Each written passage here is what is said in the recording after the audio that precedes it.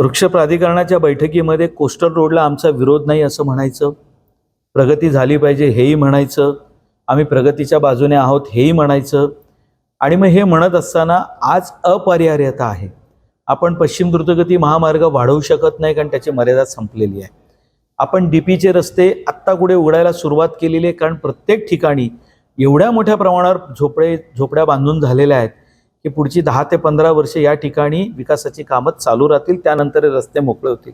मग तोपर्यंत मुंबईमध्ये आज जे इमारती उभ्या राहत आहेत, टॉवर्स उभे राहत आहेत, झोपडपट्टी पुनर्वसन प्रकल्प उभे राहत आहेत, त्यानंतर जी वाहनांची संख्या वाढणार आहे, यांची वाहतूक करायची असेल आणि कोस्टल रोडमुळे कार्बनचं उत्सर्जन किती कमी होणार आहे याचा आपण विचार करणार की नाही.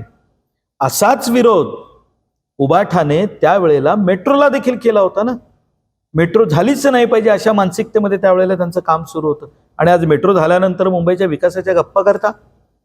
कोस्टल रोड होऊ नये म्हणून तुम्ही किती उधळापट करत आहात. तुम्ही कोस्टल रोडच्या प्रकल्पांना मुख्यमंत्री उद्धव ठाकरे झाल्यानंतर तुम्ही पहिली स्थगिती द्यायचं काय काम केलं, त्या प्रकल्पांना स्थगिती दिली जे मुंबईच्या विकासाशी संबंधित होते. त्यामुळे ही जी भूमिका आहे, मला असं वाटतं एका बाजूला आम्ही विकासाच्या बाजूने आहोत म्हणायचं आणि दुसऱ्या बाजूला हे असे मुद्दे उपस्थित करायचे. आम्हालाही वाटतं ना, आम्ही निसर्गप्रेमी आहोत, आम्ही काही या मुंबईत राहत नाही का, आम्ही लहानपणी हिरवीगार मुंबई बघितलेली.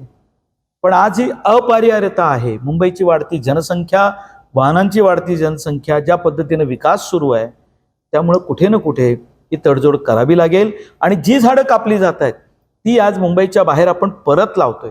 या उलट आज मी मुंबई महापालिकेच्या वृक्ष प्राधिकरणाच्या बैठकीमध्ये एक प्रस्ताव सादर केला, माझा विचार देखील मांडला की या मुंबई शहरामध्ये 45,000 गृहनिर्माण संस्था आहेत.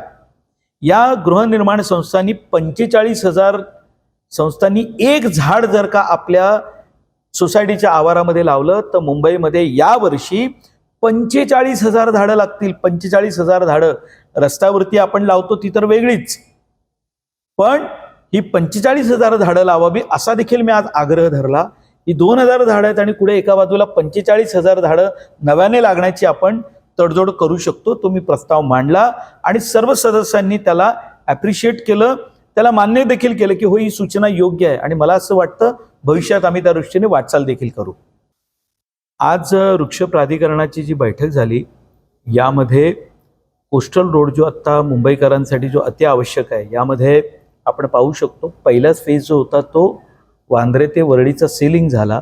वरळी ते थेट मरीन ड्राईव्ह पर्यंतचा दुसरा टप्पा, यामध्ये आता जे एक्सटेन्शन होत आहे यामध्ये वांद्रे ते वर्सोवा हा MSRDC करते आणि वर्सोवा ते पुढे भाईंदरपर्यंतचा भाग हा मुंबई महापालिका करते.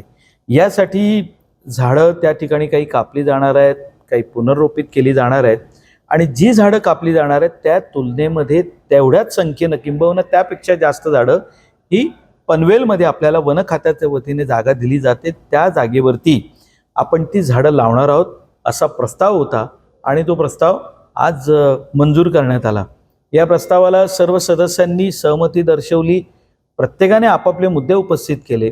काही सदस्यांनी यामध्ये ही जी झाडं पुनर्रोपित केली जातात, ही झाडं पुनर्रोपित केल्यानंतर जगत नाहीत अशा पद्धतीनं आपलं म्हणणं मांडलं, परंतु सर्वांच्या सहमतीनं आज हा प्रस्ताव मंजूर करण्यात आला.